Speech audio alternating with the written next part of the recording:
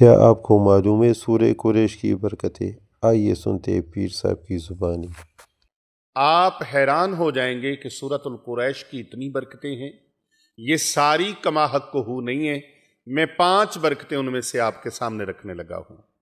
صرف 5 برکتیں۔ پہلی برکت سورۃ القریش کی، اللہ رب العزت کا جو بھی بندہ، میرے پیارے نبی صلی اللہ علیہ وآلہ وسلم کا جو امتی سورۃ القریش کو پڑھے گا ایمان اور یقین کے ساتھ، اللہ رب العزت کے کرم سے وہ بندہ وقت سے پہلے بوڑھا نہیں ہوگا، وقت سے پہلے بڑھاپا نہیں آئے گا، جو مرضی حالات ہو جائیں وقت سے پہلے۔ آپ دیکھتے ہیں کئی لوگ بوڑھے ہو جاتے ہیں، عمر اتنی نہیں ہوتی، بڑھاپا پہلے آ جاتا ہے، لیکن سورۃ القریش کی تلاوت کرنے والا، سورۃ القریش کا ورد کرنے والا انسان کبھی وقت سے پہلے بوڑھا نہیں ہوتا، بلکہ عمر جتنی بھی زیادہ ہوگی وہ کم عمر نظر آئے گا۔ آج آپ ہزاروں نسخے استعمال کرتے ہیں، لا تعداد نسخے استعمال کرتے ہیں اور لا تعداد چیزوں کو استعمال میں لاتے ہیں، اس لیے کہ ہم کم عمر نظر آئیں۔ یہ روحانی نسخہ لے لیجئے،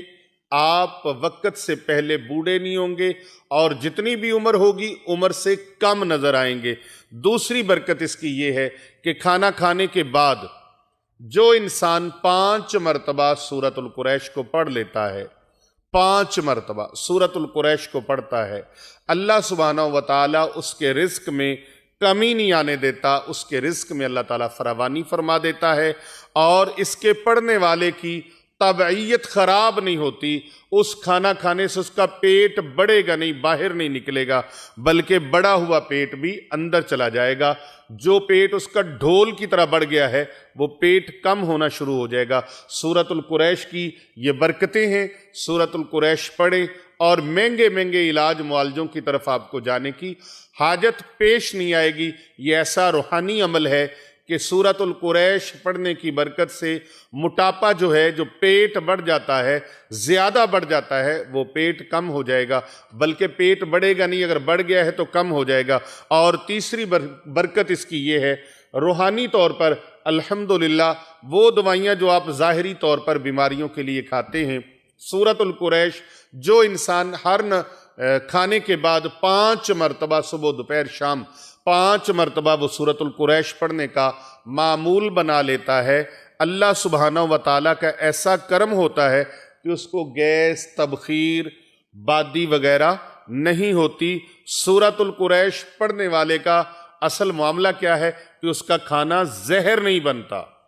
جو کھانا ہم کھاتے ہیں بعض اوقات وہی کھانا وبال جان بن جاتا ہے، معدے پہ بوجھ پڑ جاتا ہے، تبخیر ہو جاتی ہے، گیس ہو جاتی ہے، بادی ہو جاتی ہے، معدے کے اندر زہر پیدا ہونے لگتا ہے۔ وہ زہر پیدا نہیں ہوگا، اللہ رب العزت سورۃ القریش کی برکت سے معدے کو ڈسٹرب نہیں ہونے دے گا۔ آپ کی جو اندرونی جسمانی بیماریاں ہیں وہ بیماریاں ختم ہو جائیں گی، اور اگر کوئی ایسے جراثیم آتے ہیں جو کھانے کو زہر بناتے ہیں تو سورۃ القریش کی برکت سے وہ کھانا زہر نہیں بننے دیں گے۔ اور اس کے بعد چوتھی اس کی یہ ہے کہ اگر سورۃ القریش پڑھنے کا آپ معمول بنا لیتے ہیں، ہر کھانے کے بعد صبح دوپہر شام کا معمول ہے یا 2 ٹائم کا معمول ہے، آپ نے 5 مرتبہ سورۃ القریش اول آخر ایک بار درود شریف پڑھنے کا معمول بنا لیتے ہیں، تو اللہ رب العزت کا ایسا کرم ہوگا، ایسی رحمت ہوگی کہ کھانا کھانے کے بعد گیس